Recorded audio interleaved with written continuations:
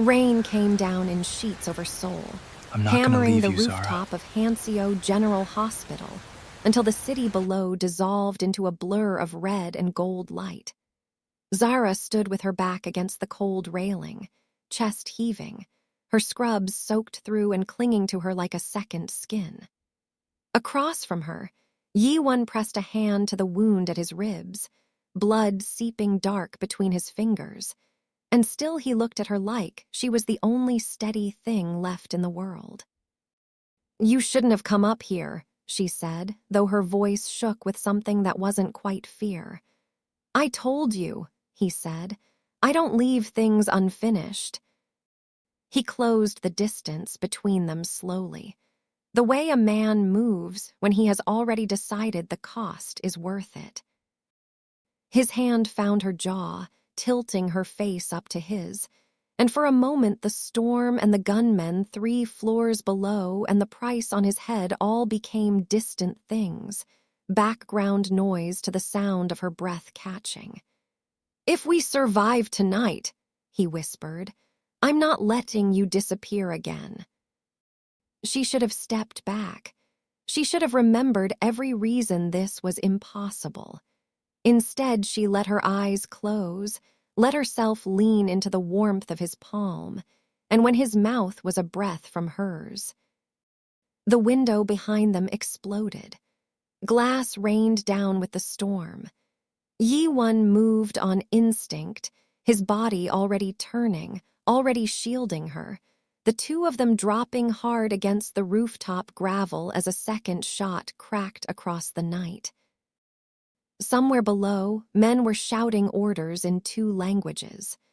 Zara pressed her palm flat against his chest, feeling his heart slam beneath her hand, and for one terrible second she did not know if it was still beating because of her or in spite of her. 24 hours earlier, she had not even known his name. Zara had not planned on becoming a nurse in Seoul.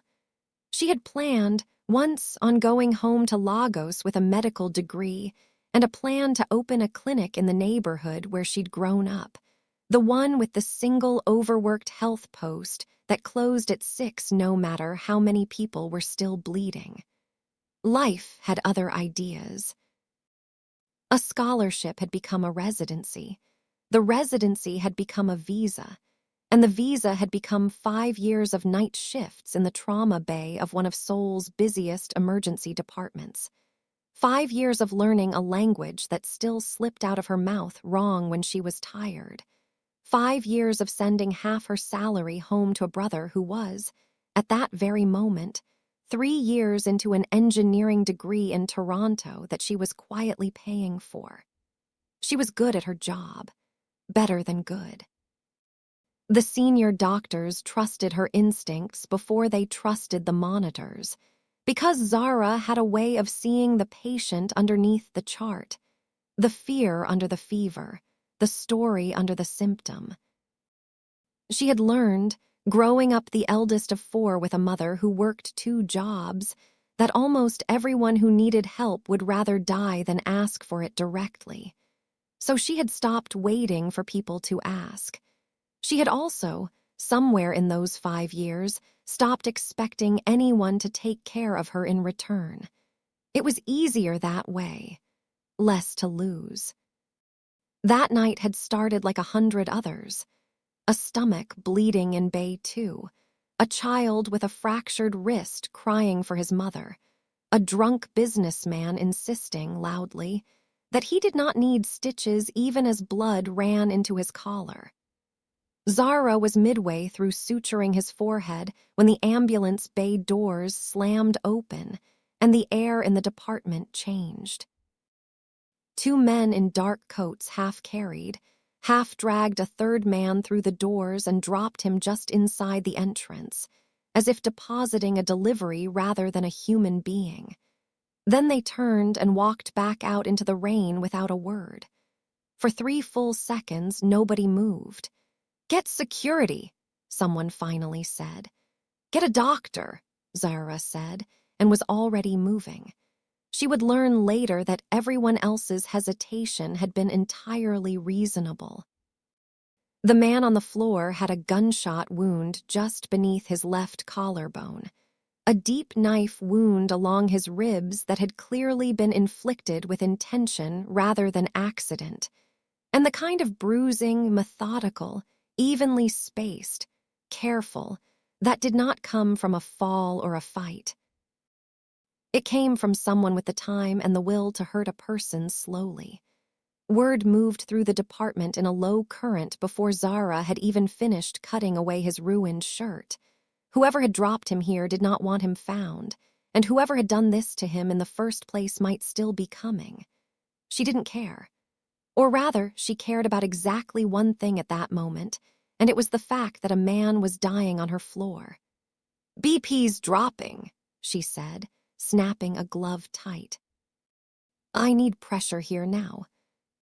He was barely conscious, his face slack with blood loss, and yet when her hands pressed hard against the wound at his ribs, his eyes opened. Dark, unfocused, and then, for one lucid second, entirely clear. He looked at her the way a drowning man looks at the one hand reaching down into the water. "Don't," he managed, his voice a wrecked whisper. "Don't let them find me." "Nobody's finding anybody," Zara said, more to steady her own hands than his nerves. "You're at a hospital, you're safe." He almost laughed. It came out as a wet, broken sound. "Nowhere is safe." Then his eyes rolled back and he went under, and the only thing Zara could do was keep her hands where they were and shout for a crash cart. He came out of surgery alive, which the attending surgeon called, with visible unease, frankly surprising. Zara stayed 2 hours past the end of her shift, ostensibly to finish her charting, actually to make sure the man in recovery Bay 4 kept breathing. She told herself it was professional thoroughness. She did not examine the lie too closely. It was nearly 5 a.m. when 2 men in plain gray suits arrived at the nurse's station and asked, with the over-rehearsed calm of men reciting a script, whether a John Doe matching a certain description had been admitted that night. They flashed laminated cards too quickly for anyone to read clearly and called themselves detectives from a division Zara had never heard of, despite having worked alongside actual detectives from every division in the city for 5 years. "I'll need to see proper documentation," she said, not unkindly, buying time she did not yet know she needed. One of the men smiled in a way that did not reach his eyes. "Just tell us his room number, miss. We'll handle the documentation." Something in the back of Zara's neck went cold. She had spent 5 years in trauma medicine learning to read the difference between people in a hurry because they were worried and people in a hurry because they wanted something before anyone else could stop them. These men belonged to the second category. "Of course," she said, smiling back just as emptily. "Let me pull up the system." She walked calmly to the records terminal, typed nothing of consequence, and used the 30 seconds of cover to text the charge nurse. "Move bed 4 to overflow. Now, don't ask." Then she returned to the gray-suited men and told them, with practiced sincerity, that the patient they were describing did not appear to be in the system. Perhaps he'd been transferred to another facility. Perhaps they had the wrong hospital entirely. They left unsatisfied but unwilling to push further in a lobby full of witnesses. By the time they were gone, the man from Bay 4 had already been quietly relocated to a converted storage room on the 4th floor that the department occasionally used for patients who, for one reason or another, needed to not officially exist for a while. He woke an hour later to find Zara checking the drip on his IV in the gray pre-dawn light, and the first thing he did before he said a single word, was look toward the door to check it was closed. "You're safe," she told him again, and this time she meant it as a promise rather than a hope. He studied her for a long moment, the kind of careful, assessing look she imagined he gave very few people without consequence. "Why?" he finally asked, his voice still hoarse. "Did you do that?" "Do what, my job?" "Lie to men who would have hurt you for telling them the truth." Zara shrugged, adjusting the flow on his IV with more focus than it required. "I didn't lie. I told them you weren't in the system. You weren't by the time I said it." She met his eyes. "Besides, somebody dropped a half-dead man on my floor and told him not to let himself be found. Forgive me for taking that seriously." He almost smiled. It changed his whole face, briefly, into something younger and less guarded. "What's your name?" "Zara." She didn't offer her surname, and he didn't ask for it. "You can call me Mr. Kim," he said, after a pause just long enough to tell her it wasn't his real name. "Of course I can," she said, in a tone that made clear she knew exactly what kind of lie that was, and had decided for now to let him keep it. He refused the police when they eventually came, refused a transfer to a more secure facility, refused, twice, to let the hospital's social worker so much as enter his room. The only person he tolerated, the only person, Zara noticed, that he visibly relaxed around was her. She told herself this was simple. He had no one else. People in danger latch onto whoever first proves safe, the way a burn victim grips the hand of the first person who reaches them, regardless of who that person is. It meant nothing about her specifically, except it became harder to believe that as the days passed. He was, infuriatingly, almost charming once the immediate danger of dying receded. He had a dry, economical sense of humor that surfaced when she least expected it. A flat comment about hospital food delivered with such perfect deadpan that she'd laughed before she could stop herself, then glared at him for making her laugh at a man with 2 visible bullet scars, and a habit of flinching whenever the door opened too fast. "You smile a lot for someone everyone is hunting," she told him on the 3rd night, setting a tray of the smuggled-in food she'd started bringing him. Hospital cafeteria fare was an insult to a man recovering from major surgery, in her professional opinion.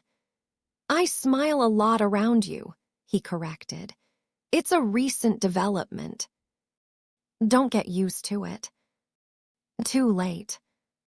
She rolled her eyes and pretended the warmth climbing up her neck was the radiator, not him. He never told her who he was. But pieces slipped through anyway, the way pieces always do with people who are used to controlling everything and suddenly cannot control their own circulation. He spoke once, almost to himself, about the families, in a tone that made the words sound less like relatives and more like rival nations. He flinched hard, the one time a nurse's cart clattered too loudly in the hallway, his hand moving toward a weapon that wasn't there before he caught himself. He asked her, with unsettling specificity, about the hospital's security camera blind spots. And then, seeing her face, said only, "Force of habit," and refused to elaborate. Outside, in a city he couldn't see from his 4th-floor window, 3 separate organizations had begun quietly offering an obscene amount of money for information on a man who, according to whispers running through certain restaurants and certain back rooms, had been left for dead and had somehow, impossibly, survived. Whoever delivers him alive, the rumor went, would never have to work again. Zara knew none of this yet.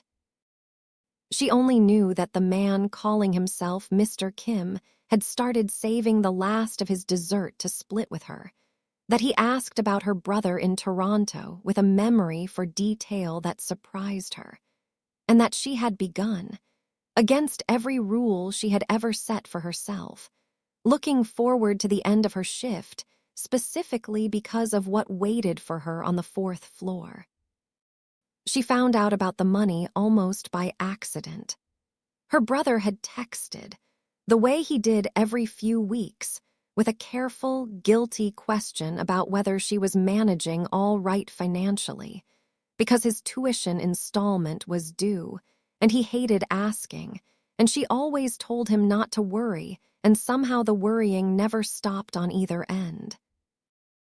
That night, exhausted and short-tempered from a double shift, she'd opened her banking app to check exactly how badly she could not afford to keep saying yes, and found a transfer she hadn't made. A payment, sent 2 days prior, that cleared the remainder of her brother's outstanding tuition balance in full. She knew, with the cold certainty of someone who has spent her whole adult life keeping precise track of every one and every dollar, exactly who had done it. There was only one person who had asked, with that same careful memory for detail, what year her brother was in and how much was left to pay. She went up to the fourth floor that night not with gratitude, but with her jaw set. "I don't need your money," she said, before the door had even fully closed behind her. He didn't look surprised. If anything, he looked like he'd been waiting for this exact conversation. "I know you don't." "Then why?" "Because needing something and deserving better than what you have are different things." He said it simply, without performance, the way he said most things that mattered to him.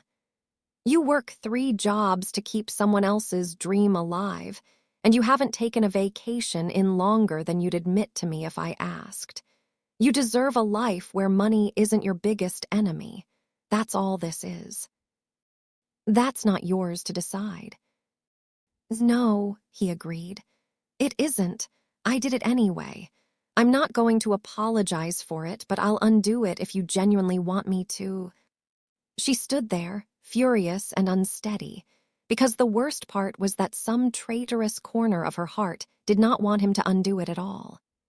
She had spent 5 years being the strong one, the responsible one, the one who carried everyone else's weight without complaint, and here was a dangerous, secretive, infuriating man who had looked at her and decided, unprompted, that her burdens deserved to be lighter.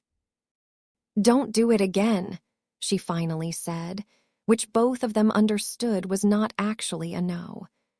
"I make no promises," he said, and the small, satisfied curve of his mouth told her he knew exactly what he'd won.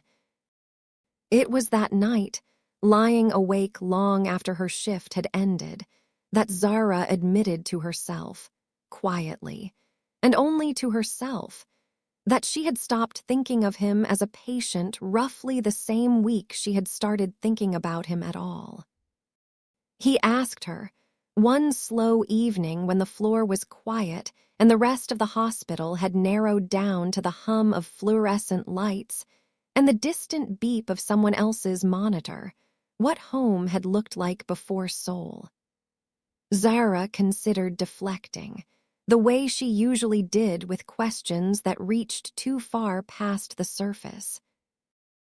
Instead, she found herself describing the compound in Lagos where she'd grown up, her grandmother's wrapper drying on the line, the smell of her mother's stew thick enough to taste from the street, the particular chaos of a Sunday morning when every aunt within walking distance arrived uninvited, and somehow there was always enough food anyway. She told him about her grandmother's saying, repeated so often it had worn smooth like a stone. A child raised by many hands never falls alone.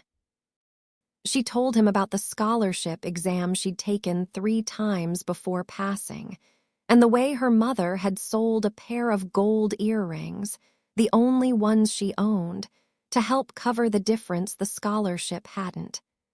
"We do something similar," he said when she'd finished, "though we'd never say it so plainly. There's a word for it, Jiang. It doesn't translate cleanly. It's the obligation and the love tangled together so tightly you stop trying to separate them. The reason a grandmother will scold you and feed you in the same breath. That sounds exactly like every aunt I have." "Then maybe," he said, with the careful, testing tone of a man unused to hoping out loud, "our worlds aren't as far apart as everyone assumes." She didn't answer that directly, but she stayed an hour past when she should have gone home, and neither of them mentioned the time. Her brother called 2 nights later, his face filling her phone screen with the particular brightness of someone who has just aced an exam and wants the whole world to know it. Zara let him talk for a full 10 minutes about a circuits course she only half understood before he finally paused for breath and studied her face on the screen with the unfair perceptiveness little siblings sometimes develop specifically to annoy their elders. "You look different," he said. "Lighter. Did something happen?" "Nothing happened," she said, too quickly, and he grinned the exact grin their mother used whenever she caught one of them in a lie they weren't very committed to. "Is it a man?" "It is absolutely not." "It's a man," he said, delighted, already composing the message he would clearly send to their mother the second the call ended. "Finally!" "You work yourself half to death for the rest of us, and you don't even let yourself." "It's complicated," Zara admitted, before he could finish the sentence and make it worse. "He's Korean, and his life is not simple." "Mum's going to want to know if he can cook," her brother said, entirely unbothered by complications of any kind, and Zara laughed for the first time that week, surprised by how much she needed it. She did not tell him the man in question was the most feared crime boss in Seoul. There would be time for that conversation later, she told herself, conveniently ignoring how unlikely later was starting to feel as the days went on. Dr. H. Wang, one of the attending physicians on rotation through the 4th floor, had been finding excuses to linger near the nurses' station whenever Zara was on shift for the better part of a year, a fact the rest of the department found considerably more amusing than Zara did. He was perfectly pleasant, conventionally handsome, and about as interesting to her as a clipboard. None of that stopped him from leaning against the counter one evening, just outside the converted storage room, and asking, loudly enough to be heard through the half-open door, whether she might finally let him take her to dinner now that her mystery patient was nearly recovered. She heard, rather than saw, the silence that fell over the room behind her. "Another time," she told Doctor. H. Wang, with the brisk, practiced ease of a woman who had been fielding this exact question for months, and went back to her charting. When she finally returned to the storage room, Yi-won was sitting very still, his jaw set in a way she hadn't seen since the night the gray-suited men had come asking questions. "You don't have to answer this," he said, with the careful neutrality of a man working very hard to sound unbothered. But does he do that often? "Jealous?" she asked, raising an eyebrow. "Concerned," he corrected, though the word came out a half-second too fast to be entirely true. "About your safety, around people we don't yet know are trustworthy." She didn't bother hiding her smile as she checked his IV line with more attention than it strictly required. "For the record, you have no claim to be jealous of anyone. We are not whatever this is." "I'm aware," he said. Then, after a pause that cost him something visible, "I would still like to be eventually, whatever this is with a name attached to it." It was the closest either of them had come to saying it plainly, and the air in the small room went taut with everything neither of them said next. Zara busied her hands with the IV line for longer than necessary, partly to steady them, partly because she was not yet ready to let him see her face.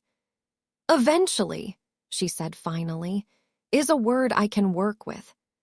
It happened on the rooftop, 3 nights before everything fell apart, in the kind of quiet, unremarkable moment that neither of them would have guessed, at the time, was the last easy one they'd get for a while." He had insisted on walking, slowly, against doctor's orders, leaning more heavily on her arm than his pride would ever admit to, up to the access door that led out onto the hospital roof, because he said he had not seen open sky without a window between himself and it in nearly 2 weeks, and he was tired of feeling like something kept in a box. Zara, against every rule in the hospital's liability handbook, let him. The night was clear. For once, the city's haze thinned by a wind coming off the river, and Seoul spread out beneath them in a sprawl of light that neither of them, for very different reasons, had ever quite let themselves stop and look at. "You could disappear into that," he said, nodding at the skyline, "and no one would ever find you. I've thought about it. Walking away from everything and becoming no one in a city large enough to swallow a man whole." "Why didn't you?" "Because by the time I could afford to disappear, too many people depended on me staying exactly where I was." He glanced at her, the city lights catching the side of his face. "I used to think that was the whole of my life, obligation and the people depending on it. Then a woman with no idea who I was decided I was worth saving anyway. And I started wondering, for the first time in a very long while, what I might want for myself if obligation weren't the only thing left." Zara's breath caught somewhere it shouldn't have. "And what do you want?"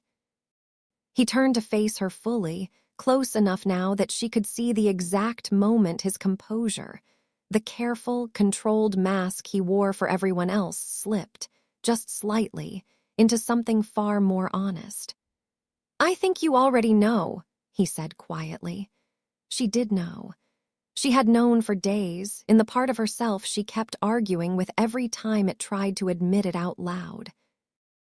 For one long, suspended second, neither of them moved, the distance between them shrinking by degrees neither would later be able to explain, until his hand found the side of her face, and her own hand came up, instinctively, to rest against his chest.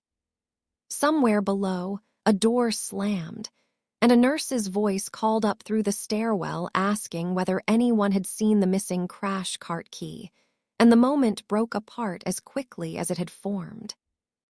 Zara stepped back, breathless, and Yiwon let her go without protest, though the look on his face said clearly that he considered the moment merely delayed, not ended.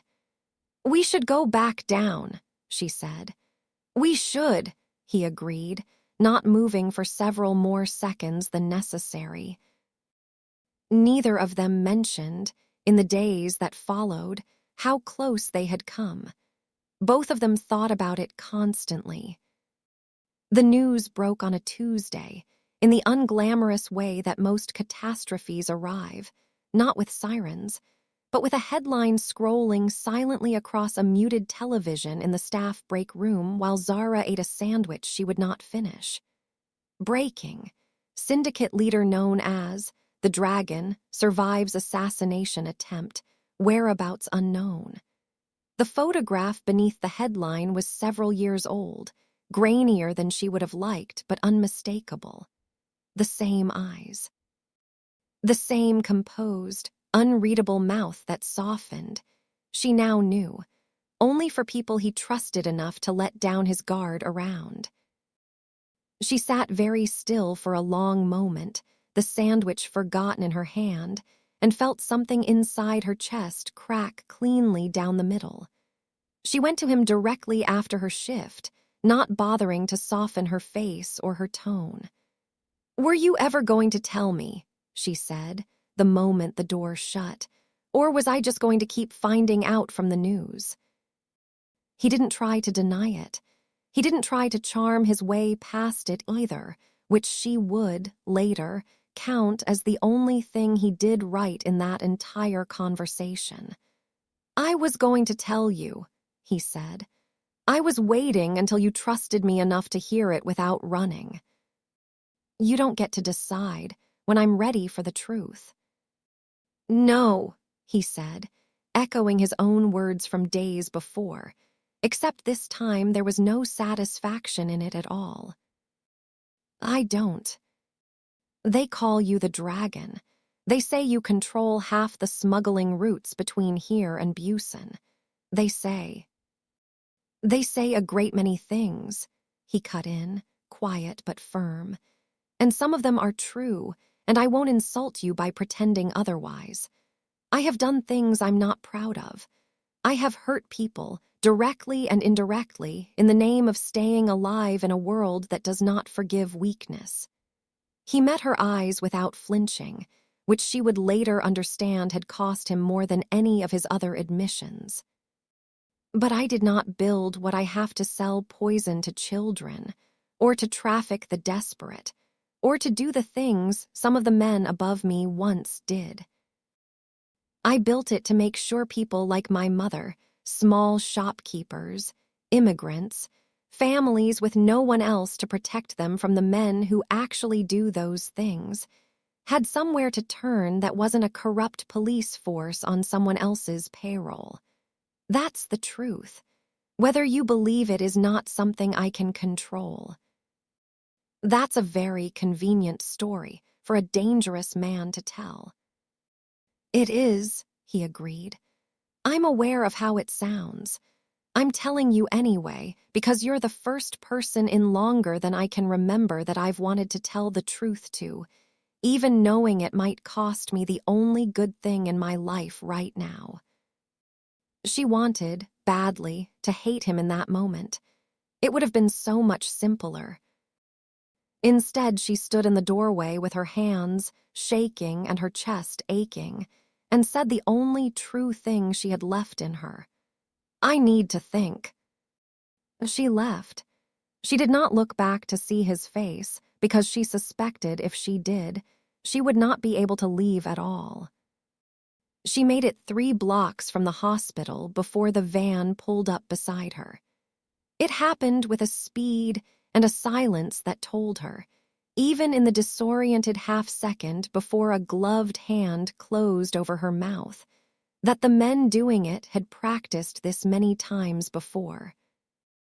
She fought years of trauma training had taught her exactly where the soft, vulnerable points of a human body were, and she used every one of them. But there were 3 men and one of her, and the street was empty in the particular way that Seoul's back streets become empty at 2 in the morning, when the city pretends, briefly, not to be watching. The last thing she registered before the chemical-soaked cloth pressed over her nose was a single clear thought, absurd in its simplicity. He's going to tear this entire city apart. She was right. Word reached Yiwon 20 minutes after Zara left his floor, delivered by a lieutenant who had the bad luck of being the one standing closest when the call came through. The lieutenant would later tell people, in hushed tones reserved for describing things they hoped never to see again, that he had watched a man go from grieving to something far colder in the space between one breath and the next. "She's only one woman," one of his older advisors said carefully, in the war room that had been hastily assembled in a building Zara didn't know existed, because caution, even now, mattered more than speed. "If we move the way you're suggesting, we declare war on 3 organizations simultaneously. We will lose men. We may lose everything we've spent a decade building. She is the only person, Yi-won said, his voice perfectly level in a way that frightened the room more than shouting would have. Who has ever looked at me and seen a man instead of a weapon? I built all of this, he gestured, with contempt, at the maps and ledgers and carefully cultivated alliances spread across the table, to protect people exactly like her. If I let them take her to keep the rest of it intact, then none of it was ever worth protecting in the first place. Nobody argued with him again. What followed was, by every account that survived it, less a rescue operation than a controlled detonation. Yi-won called in debts that had been waiting years to be called, burned alliances he had spent a decade carefully building, and put a bounty on the heads of anyone holding Zara that dwarfed whatever his enemies had offered for him. Cars converged on 3 separate warehouses across the city within the same hour. Men who had once been rivals found themselves, briefly and uneasily, on the same side, united by the simple calculation that helping the dragon find his nurse was considerably safer than being on the list of people who hadn't. Zara woke up zip-tied to a chair in a warehouse that smelled like motor oil and old rain, with a headache like a struck bell, and a growing, furious clarity about exactly how angry she was about all of it. 2 of the men holding her, young, nervous, clearly aware they had taken on something far bigger than they'd been told, eventually made the mistake of leaving her alone in the room with a wounded courier who'd been shot during the initial grab and was bleeding out, ignored in the corner. Zara worked her way out of the zip ties using a trick she'd learned, of all places, from a true crime documentary she'd half-watched on a night off, and crossed the room toward the dying man before she'd even fully processed her own freedom. "You're going to bleed out in about 10 minutes if nobody helps you," she told him, already pressing her palms hard against the wound the way her hands had done 1,000 times before, the way they did without needing permission from the rest of her. "Lucky for you, I'm apparently incapable of watching that happen, even to one of the idiots who kidnapped me." The young man stared up at her, pale and disbelieving. "Why," he managed, "would you help me?" "Because somebody has to be the reason this city doesn't completely lose its mind," Zara said. "Might as well be me." That was the scene Yi-won walked into 11 minutes later.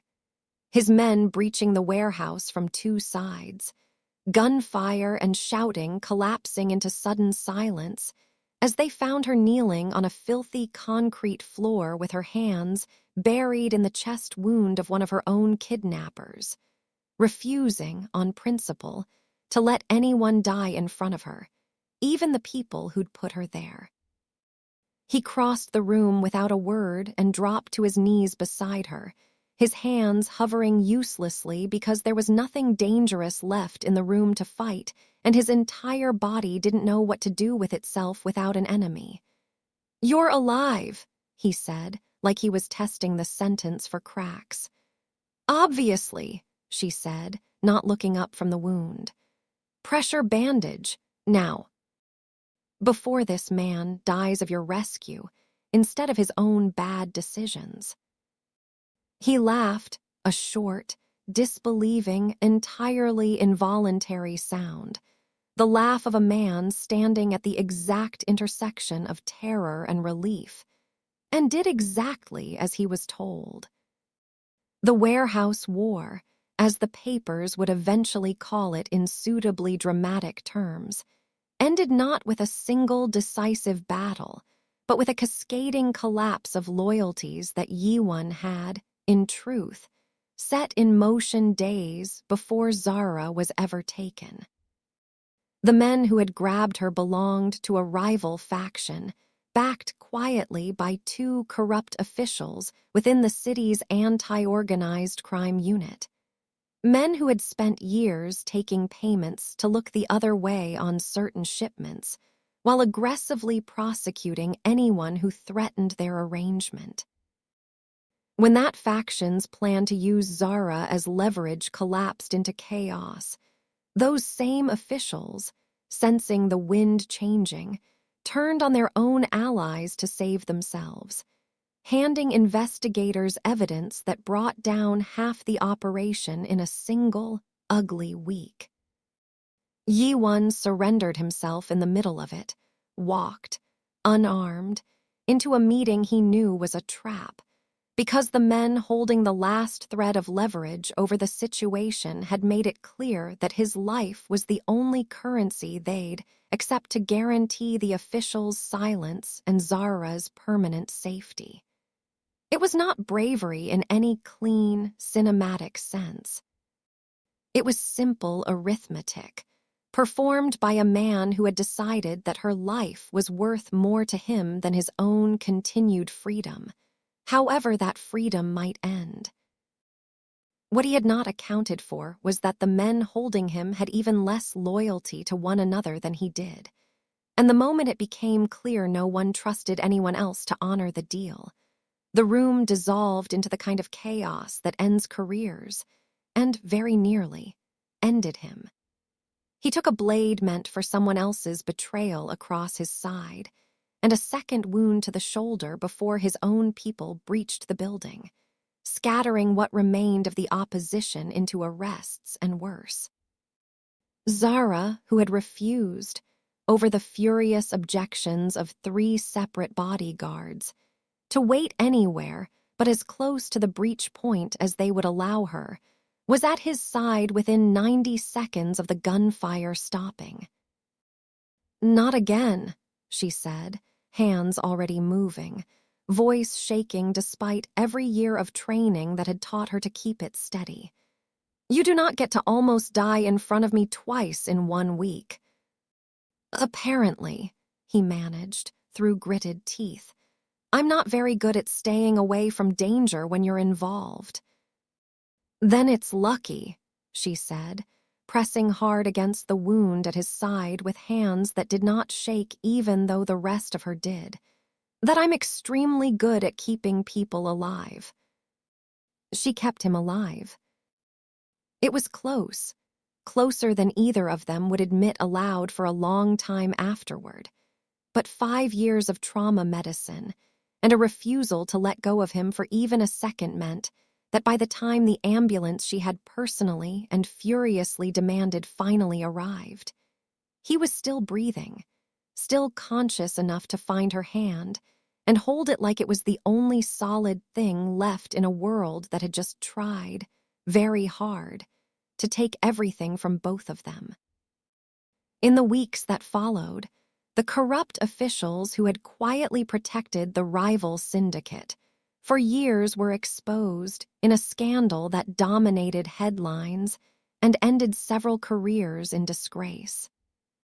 The organization Yi-won had spent a decade building, suddenly leaderless in any practical sense while he recovered, did not collapse. It simply, quietly, began to change shape, the way an organization does when the man at its center has clearly decided he wants something different than power for its own sake. Months passed. Seoul moved on the way cities always move on, the headlines about the dragon fading into the next scandal and the next. Few people outside a small circle ever learned the truth of how it had actually ended, and Yi-won preferred it that way. What did not stay quiet was the slow, deliberate dismantling of the empire he had built. Piece by piece, the operations that had once answered only to him were folded into legitimate security firms, logistics companies, and consulting groups, run by the same men who had once worked in his shadow and now, blinking in unfamiliar daylight, ran payrolls and filed taxes, and complained about parking permits like everyone else. It was not a clean transformation. Some of his former allies left bitter and unconvinced. A few never forgave him for choosing, as they saw it, a woman over an empire. He let them go without chasing them, because he had already gotten the only thing he still wanted to fight for. Zara, for her part, did not go back to simply working night shifts, pretending none of it had happened.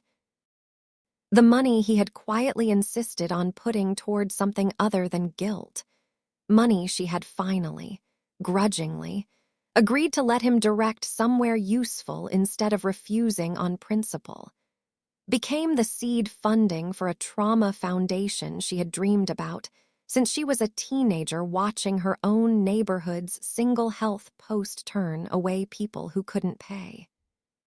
The foundation opened in a converted clinic building 8 months after the warehouse, with a small plaque near the entrance that named no donors and made no mention of dragons.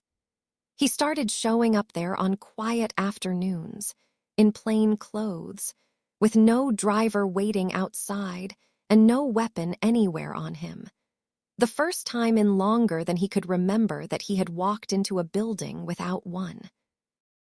He didn't announce himself as anything important. He simply asked the coordinator, the first week, whether they needed anyone to help carry supplies, and kept showing up after that, week after week, until the staff stopped asking who he was and simply handed him the next box that needed moving. Zara watched him from across the room sometimes. This man who had once controlled entire criminal networks now stacking folding chairs for a community support group, and felt something settle in her chest that she had not let herself feel in a very long time. Not relief, exactly. Something closer to home.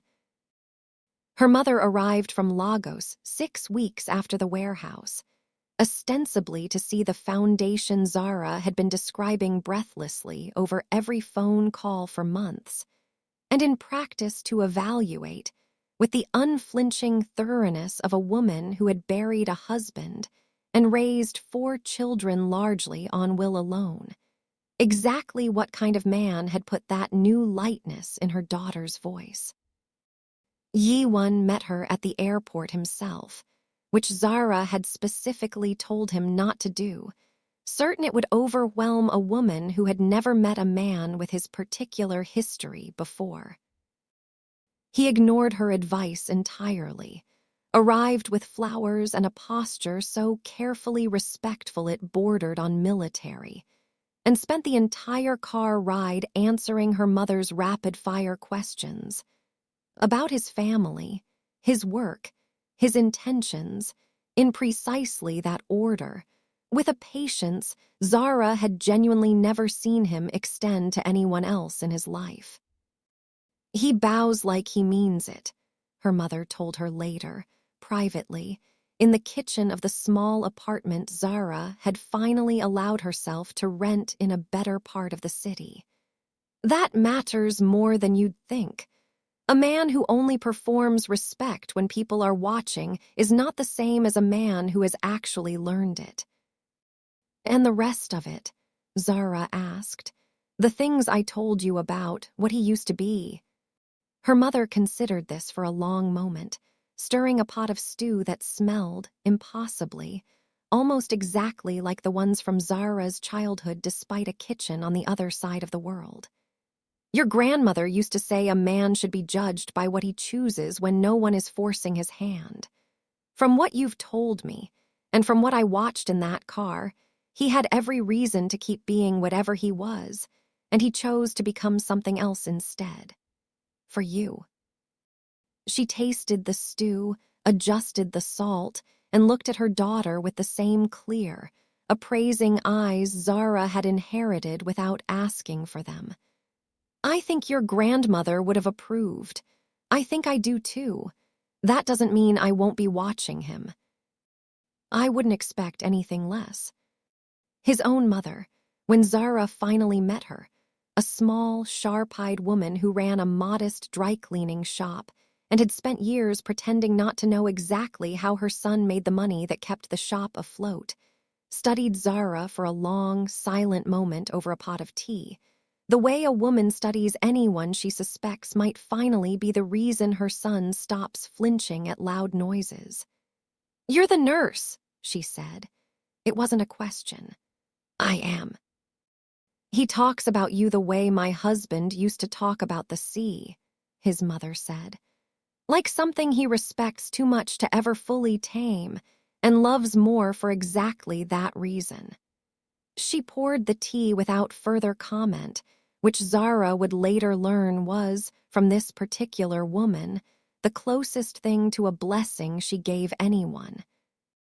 He came to the foundation one evening after closing, long after the last volunteer had locked up and gone, the building dim except for the lamp Zara had left on at her desk, while she finished a grant application that was overdue by a week she would not admit to anyone. She heard the door before she saw him, and looked up to find him standing in the doorway holding a small, slightly crushed bouquet of flowers he had clearly bought from the convenience store on the corner rather than anywhere more impressive, because some habits, the habit of doing things himself rather than sending someone to do them for him, had stuck. "No bodyguards," she observed, setting down her pen. "No weapons." "None," he agreed. "Just flowers, and a question I've been putting off asking because I was a coward about it." "You, a coward?" "About exactly one thing." He crossed the room slowly, the same way he had crossed the rooftop all those months ago, like a man who had decided the outcome was worth whatever it cost to find out. "I've survived bullets, knives, 3 separate assassination attempts and one extremely unpleasant warehouse. None of it terrified me half as much as the thought of standing here and asking you this and hearing you say no." Zara stood, setting the unfinished application aside without a second thought. "Ask me, then." "Build a future with me," he said simply, the flowers held slightly forward like an offering he wasn't entirely sure she'd accept. "Not the one I had, a different one. One with no dragons in it at all, if you'll let me try to be just a man for the rest of it." She crossed the remaining distance between them and took the flowers from his hand, setting them carefully on the desk before reaching up to rest her palm against his jaw, in the same gesture, almost exactly, that he had once used on a rain-soaked rooftop in a different lifetime. "I already chose you," she said, "the night I refused to let you die.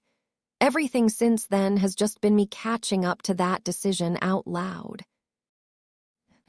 He let out a breath he seemed to have been holding for months, and when he finally kissed her, slow, certain, entirely uninterrupted by gunfire this time, it felt, to both of them, exactly like the ending of one story and the quiet, ordinary, miraculous beginning of another.